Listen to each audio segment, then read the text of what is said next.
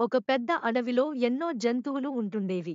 ఆ అడవిలోని సింహం అంటే వాటికి చచ్చేంత భయం. అది గనక ఏ జంతువునన్నా చూసిందో ఇక దానికి మూడినట్టే ఆకలి వేసినా వేయకున్నా కనిపించిన జంతువునల్లా చంపి పడేసేది. అందుకే జంతువులన్నీ ఆ సింహానికి కనిపించకుండా జాగ్రత్తగా మెసలుతుండేవి. ఆ అడవిలోనే ఓ కుందేలు ఉండేది.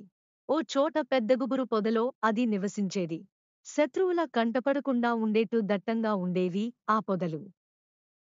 వాటికి కావలసిన మెత్తటి పచ్చగడ్డి, క్యారెట్లు ఆ పొదలోనే దొరికేవి. ఇక అవి ఎక్కడికి వెళ్లకుండా ఆ పొదలోనే ఉండేవి హాయిగా. ఓసారి ఆ కుందేలు అడవంతా తిరిగి చూడాలని అనుకుంది. ఇంట్లో ఎవ్వరికీ చెప్పకుండా ఆ పొద విడిచి బయల్దేరింది. ఎంచక్కా హాయిగా అడవి అందాలు చూస్తూ ఆ రోజంతా తిరిగింది. సాయంత్రం కాగానే ఇంటికి వెళ్ళిపోదాం అనుకుంది. కాని అది ఇంకా అడవిలోని అతి పెద్ద నదిని చూడనేలేదు. ఆ నదిని గురించి అందరూ మాట్లాడుకునే మాటలు గుర్తొచ్చాయి. ఆ నది ఎంతో పెద్దది, అందమైనది. తెల్లటి పాల నురుగులాంటి నీరు వేగంగా వెళుతూ ఉంటుందట. దాని తుంపర్లు ఒడ్డున పడుతూ అక్కడంతా అద్భుతంగా ఉంటుందట. నదీ తీరంలోని అందమైన పూల, పండ్ల చెట్లు ఉంటాయట. ఆ నది చూడకుండా ఇంటికి వెళ్ళటం దానికి అస్సలు నచ్చలేదు. ఎంత ఇలా వెళ్ళి అలా వచ్చేయవచ్చు అనుకుంది. నదీ దగ్గరకు వెళ్ళింది. అక్కడ నది ఒడ్డున పచ్చిక పై ఆడింది పాడింది. నదిలోని నీటి తుంపర్లు దానిపై పడుతూ ఉంటే దానికి భలే గమ్మత్తుగా అనిపించింది. అది ఆటల్లో పడి చీకటి పడిందనే సంగతే గమనించలేదు. కాసేపటికి అది ఇంటికి వెళదామని బయల్దేరింది. చూస్తే దాని ఎదురుగా సింహం. అది నీటి కొరకు నదికి వచ్చింది. కుందేలుకి దాన్ని చూడగానే భయం వేసింది. ఎందుకంటే ఆ చెడ్డ సింహం గురించి అది ముందే వినివుంది.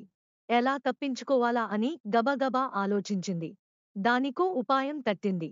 అది వెంటనే సింహం వైపు పరిగెడుతూ ప్రమాదం! ప్రమాదం! అంటూ అరచింది. సింహానికి చాలా కోపం వచ్చింది. ఎవరికి ప్రమాదం? నన్నెవరూ ఏమీ చేయలేరు. నీ పిచ్చిమాటలు ఆపు! అంది. సింహంగారూ, నేను ఈ పొదలో ఉండి చూస్తూ ఉన్నాను. 10 మంది మనుషులు వచ్చారు. చూడబోతే వేటగాళ్లలా ఉన్నారు. చేతిలో తుపాకీలు ఉన్నాయి. అంది కుందేలు. సింహానికి కాస్త భయం వేసినా జంకకుండా ఓహో! మరి వాళ్ళేరి? ఎందుకోసం వచ్చుంటారు? అంటూ అడిగింది. వాళ్ళు ఇప్పటిదాకా ఇక్కడే ఉన్నారు. చుట్టూ ఉన్న ఆ పొదల్లో దాక్కుని ఉంటారు. ఈ రోజు ఎలాగైనా సింహాన్ని చంపి పట్టుకుపోవాలని వాళ్ళు మాట్లాడుకోవటం నా చెవులారా విన్నాను. మీరు తప్పించుకోవాలంటే వెంటనే ఈ నది దాటి ఆ ఒడ్డుకు వెళ్ళి పోవలసిందే ఆలస్యం.